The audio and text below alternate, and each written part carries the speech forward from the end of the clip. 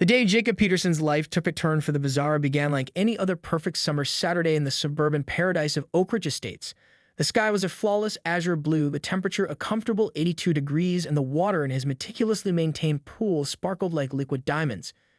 Jacob had spent the better part of his 30s saving for this house, this backyard, this slice of the American dream. And on this particular day, he had planned to enjoy every square inch of it. "Alexa, play summer hits," Jacob called out as he arranged his lounge chair to the optimal sun-catching angle. His home automation system responded with the cheerful beats of a pop song that perfectly matched his mood. With a cold beer in one hand and the latest Stephen King novel in the other, Jacob lowered himself onto the chair and exhaled deeply.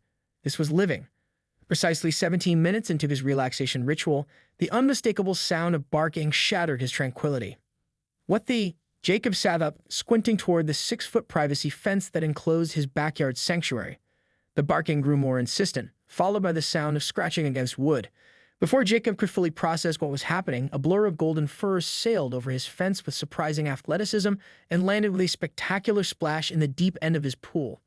It wasn't just any dog. It was Hercules, the golden retriever belonging to Linda Wilcox, known throughout the neighborhood as Pool Karen, for her incessant complaints about everyone else's backyard activities, while her own property resembled a discount jungle gym showroom. "Hercules!" "No!" Jacob shouted, jumping to his feet as the dog paddled happily around his pool, leaving a trail of golden fur floating on the surface. The animal seemed delighted with itself, stopping occasionally to shake vigorously and spray water in all directions.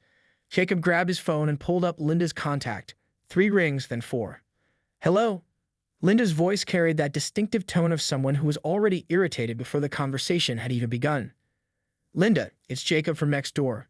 Your dog is in my pool." There was a pause, then a dismissive laugh. "Oh, Hercules is just being friendly. He loves swimming.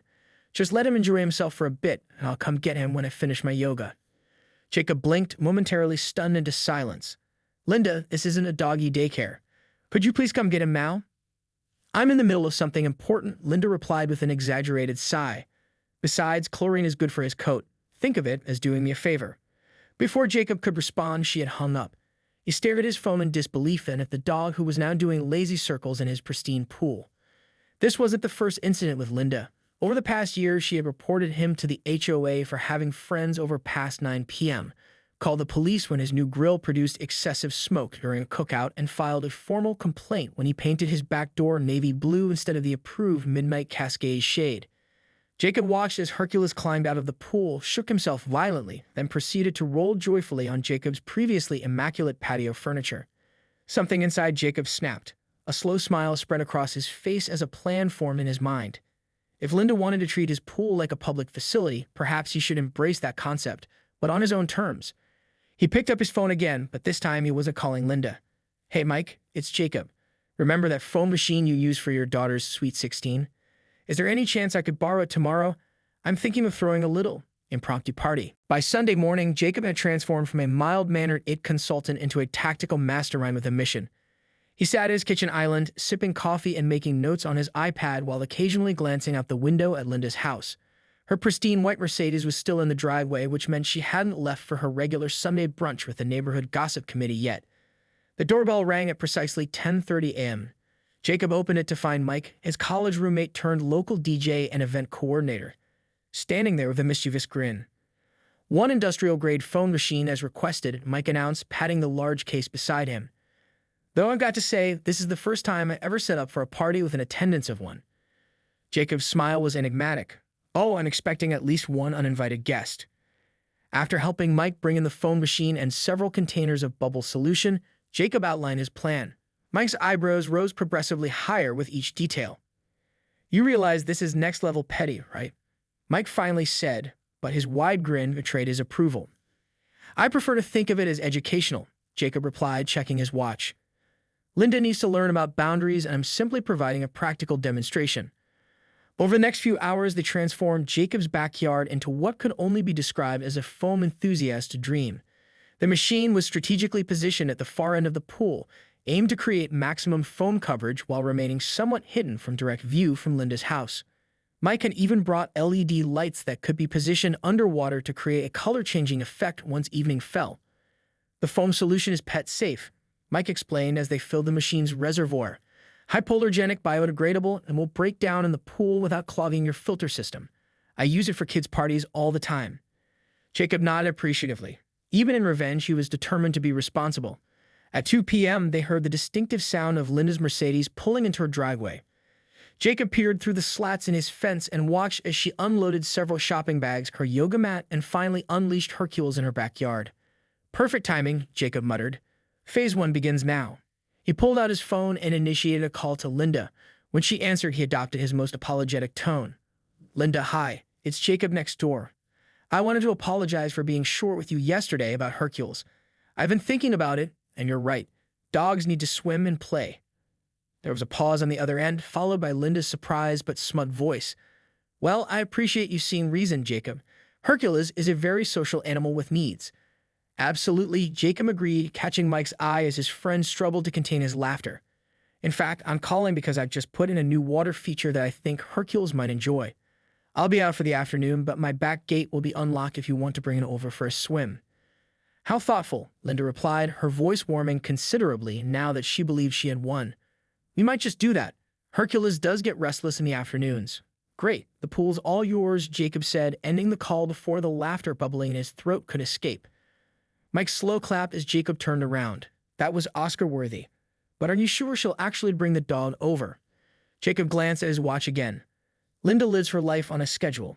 Every Sunday at 4 p.m. she does her gardening, while Hercules runs around the yard.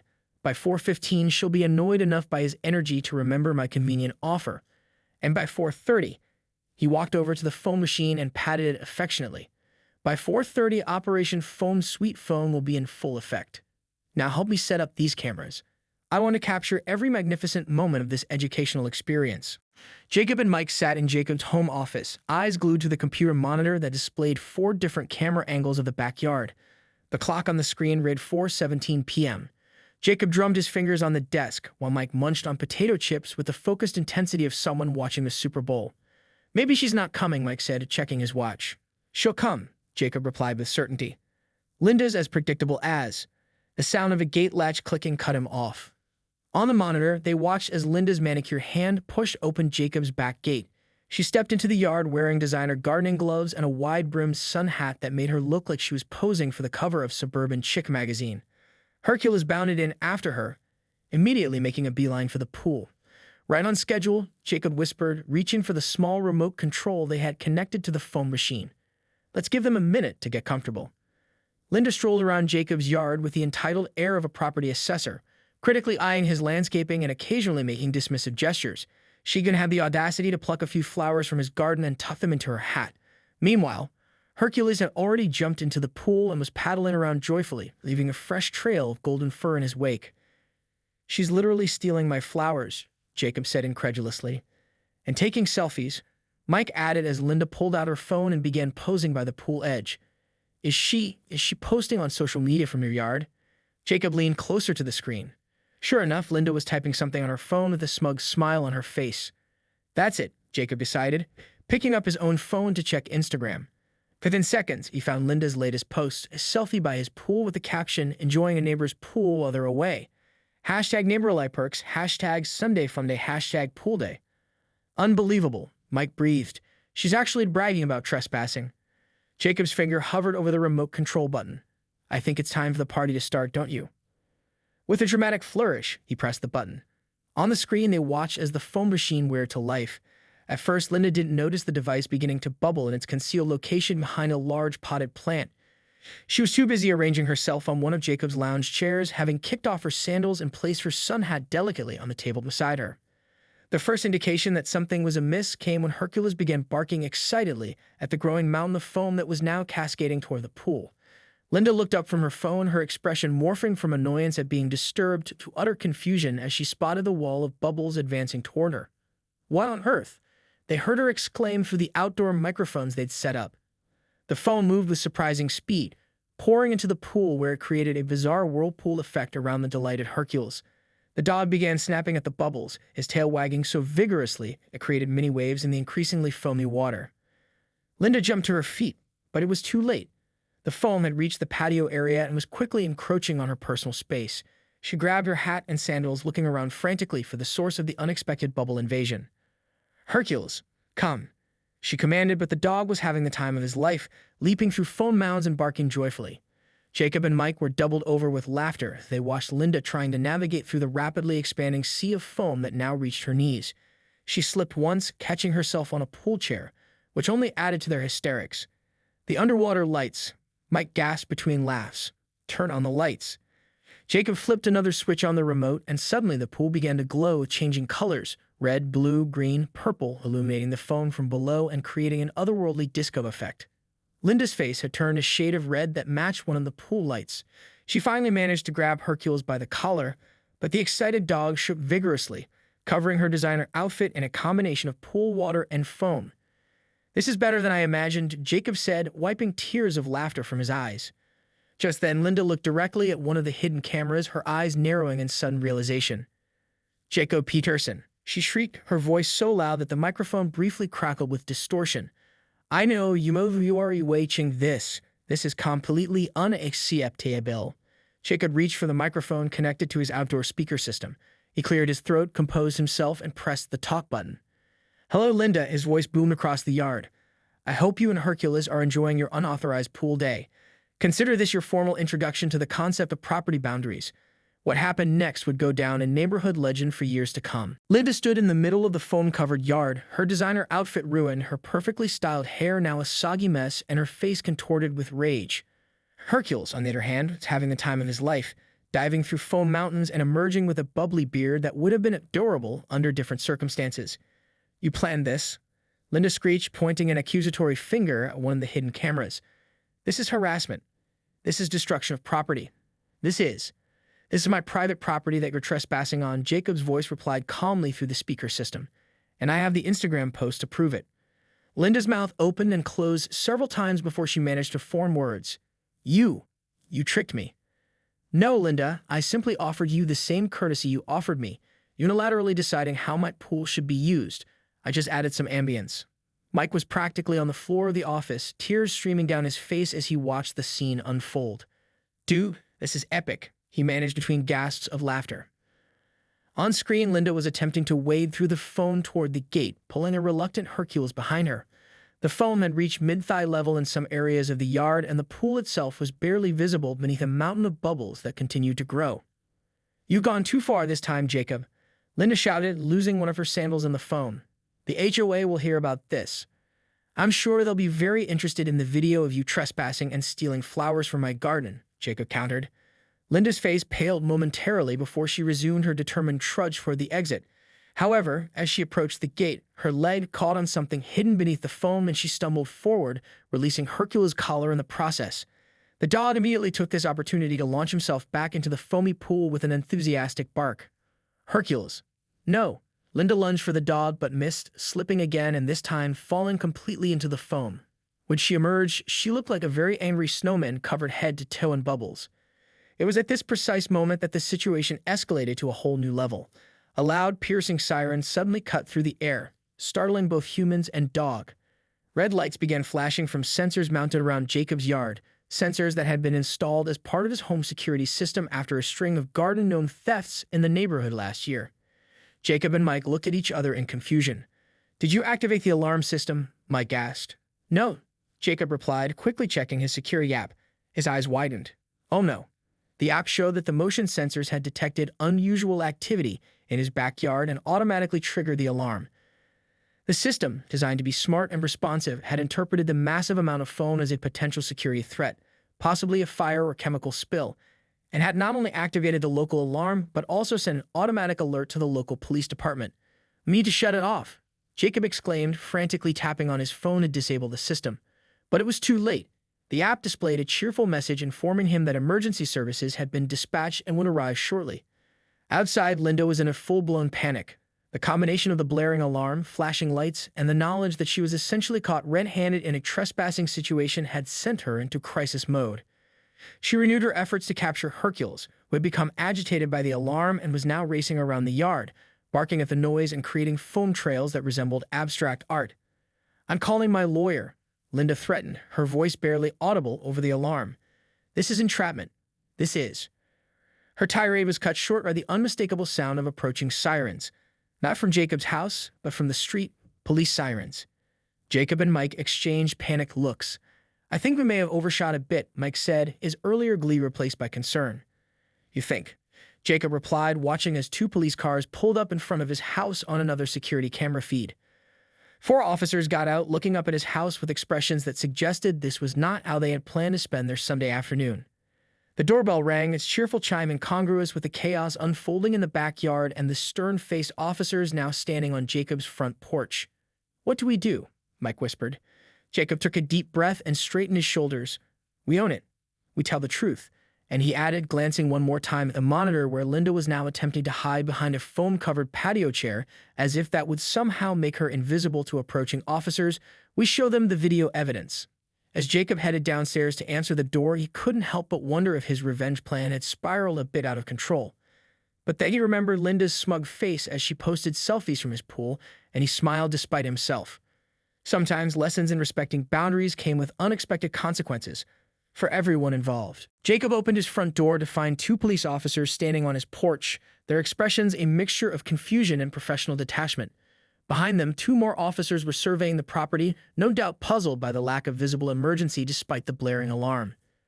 "Good afternoon, officers," Jacob said with as much composure as he could muster. "I believe there's been a misunderstanding with my security system."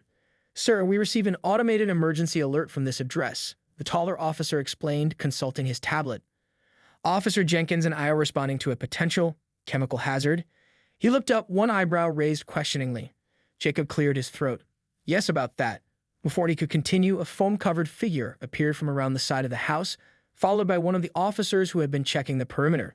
The foam-covered entity might have been mistaken for a mythological swamp creature if not for the designer's sunglasses perched askew on its head and the unmistakable voice that emerged from it.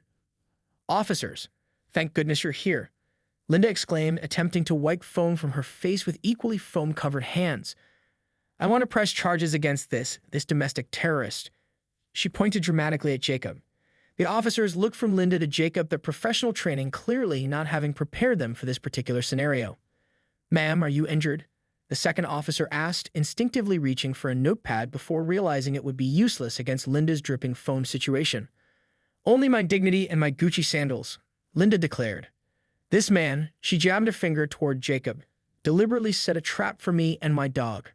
At the mention of her dog, Hercules came bounding around the corner of the house, his golden coat now a snowman white with foam.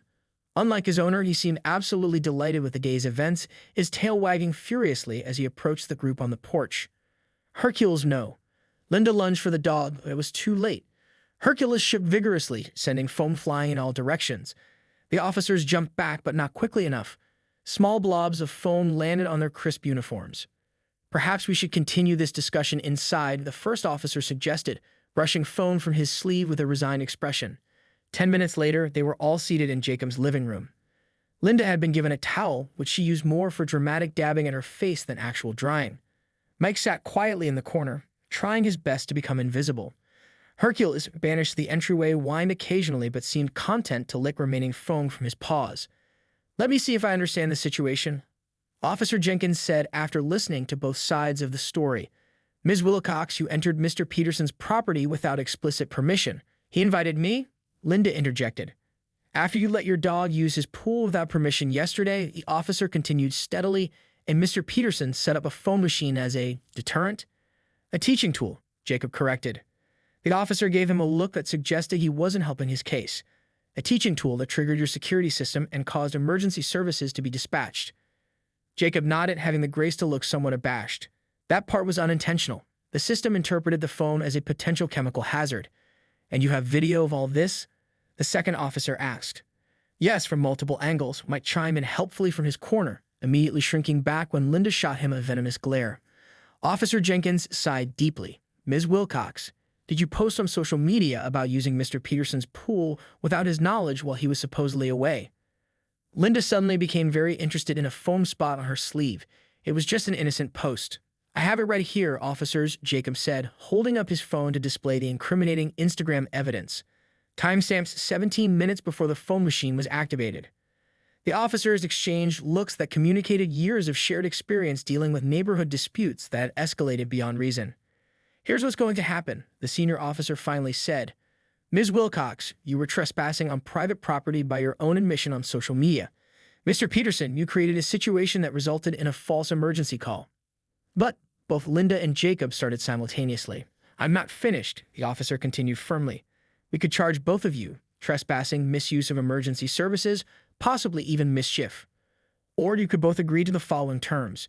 He outlined a plan that made both neighbors grimace but ultimately nod in reluctant agreement. Linda would delete her social media posts, respect property boundaries going forward, and pay a professional pool cleaning service to remove all dog hair and foam residue from Jacob's pool. Jacob would disable his foam machine, promise not to set any more teaching tool traps, and both would attend the community mediation session at the neighborhood center the following weekend. As the officers prepared to leave, the senior officer paused at the door. One more thing, he said, looking from Linda to Jacob. We're noting this incident in our system. If we get called back here for anything similar. He left the threat hanging in the air. After the police departed, an uncomfortable silence descended on the living room. Linda stood, attempting to gather the tattered remains of her dignity along with her foam-spotted designer bag. This isn't over, she said quietly as she collected Hercules and headed for the door.